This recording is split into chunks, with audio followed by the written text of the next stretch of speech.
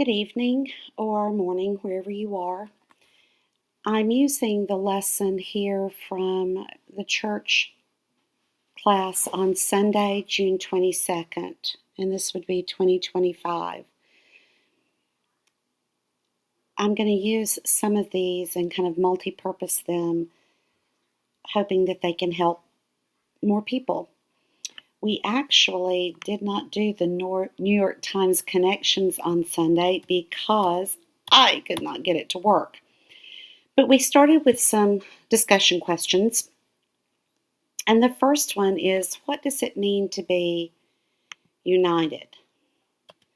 I'm going to be trying to annotate here as I speak, and I want to give time for you to respond in your mind and to think about the questions before I answer them. And for discussion questions, there's not just one answer. When I think of united, some of this we discussed. Again, if you're in Sunday's class at church, you've heard this. If not, here we go. When you think of united, some people said they thought of, I will get this annotation down. They thought of the United States, to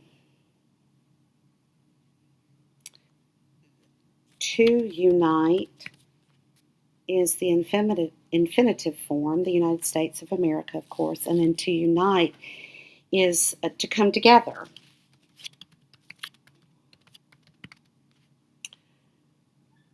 Think about if there's anything else that you can think of, and I will tell you that it's much easier with a live class to do this because you all have thoughts that I don't, and I like hearing them. So the United States, it's 50 states acting as one country. And then we have to unite, which is to come together. I'm going to leave that. If you can think of something else, that would be great, and you're welcome to message me. Then another question is, how can we show love in everyday life? United, you could say to come together, to stand together in love or common purpose. So, coming back to how can we show love in everyday life? I'm interested in your thoughts. I wish I could hear them. We can be kind. We can give food. Food is my love language, and if I am happy with students at a day at school, then I like to feed them.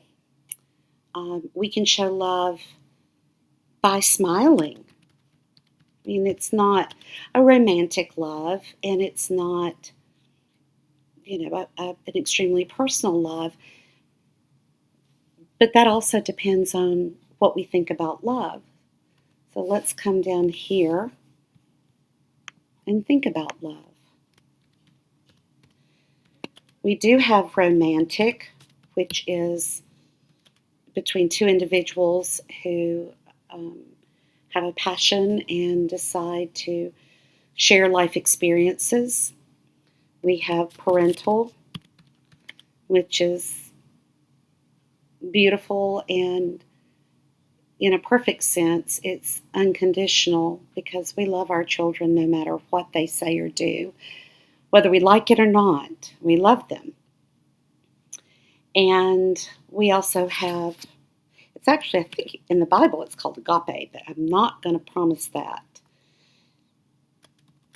But we have love of neighbors. And again, those neighbors can be next door, the next state, the next country. We live in a global society where we're not isolated anymore. And so we can say that our neighbor, Jesus said, love our neighbors as ourselves. And then that question goes to, who are our neighbors?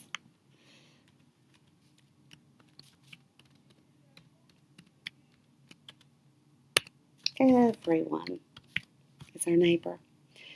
So going back to, what does it mean to be united? We have the United States, which is a country. To unite means to come together, to stand together in love or common purpose.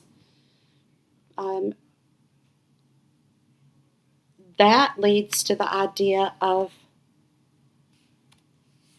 I will get the hang of this, church. Can we be united as a church? Can we be together and stand together as a family, as an organization, which is the way I do spell things in my mind, again, with common goals and interests. Now, I just feel like I need to say that these are all positive. Love is positive, but some people are united in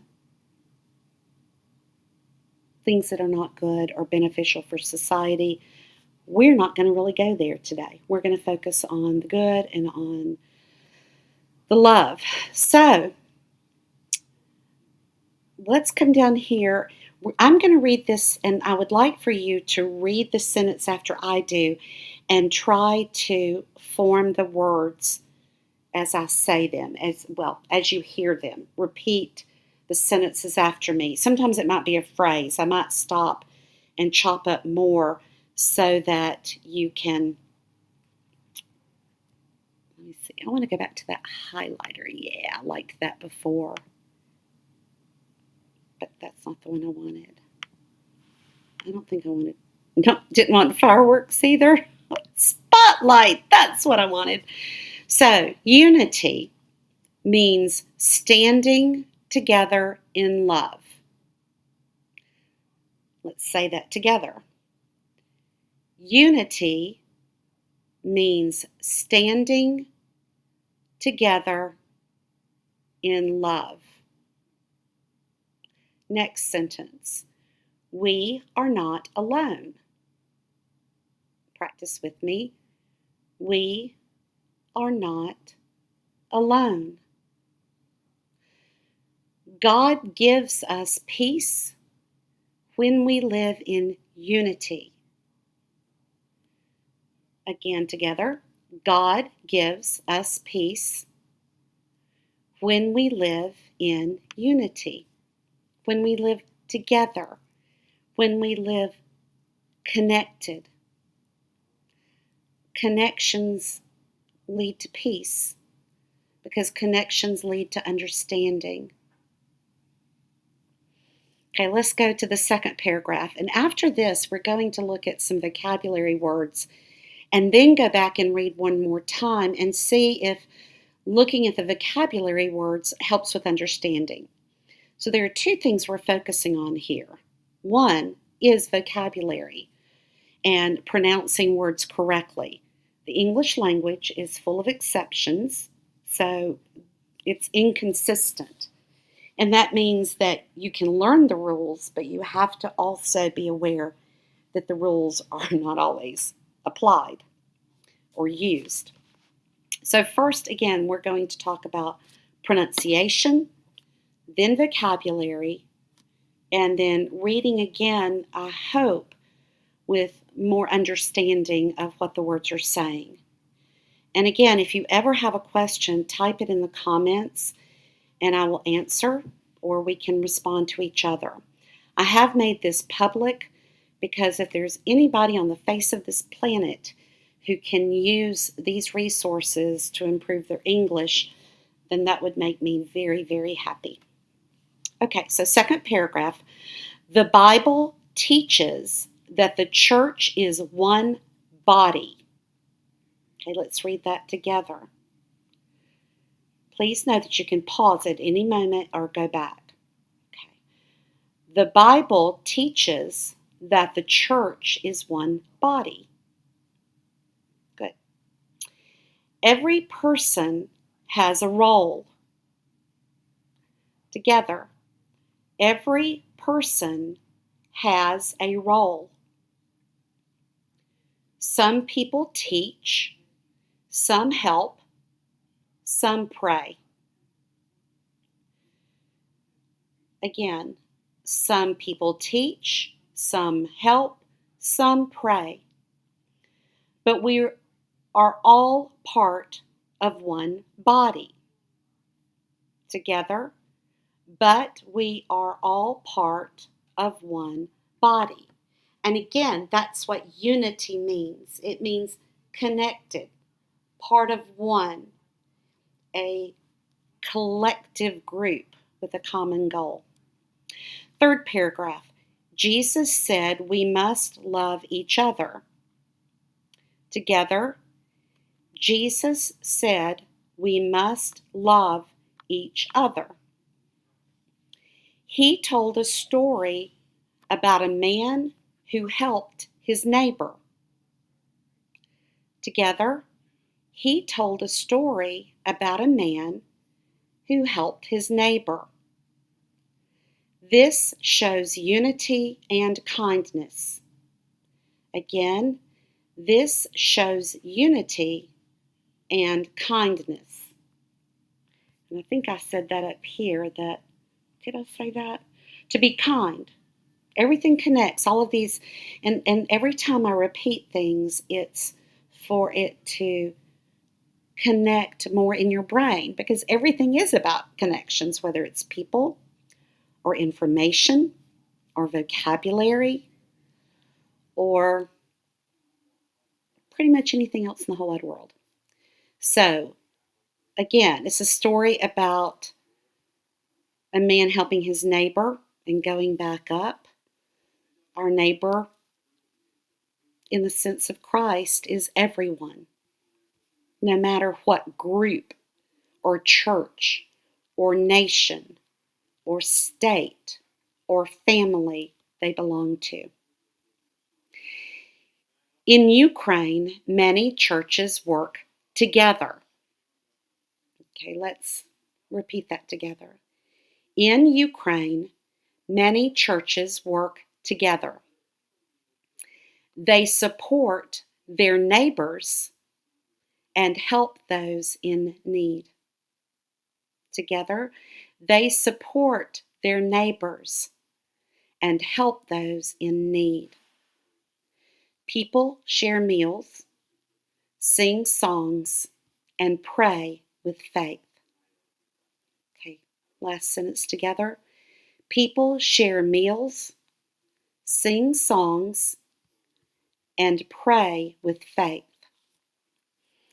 The next section is vocabulary. I'm going to stop here because I'm never sure how long my videos are supposed to last for me to upload them on YouTube.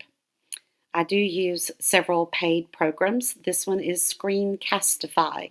So I can share my screen with you and use these tools to interact with the text while I'm teaching.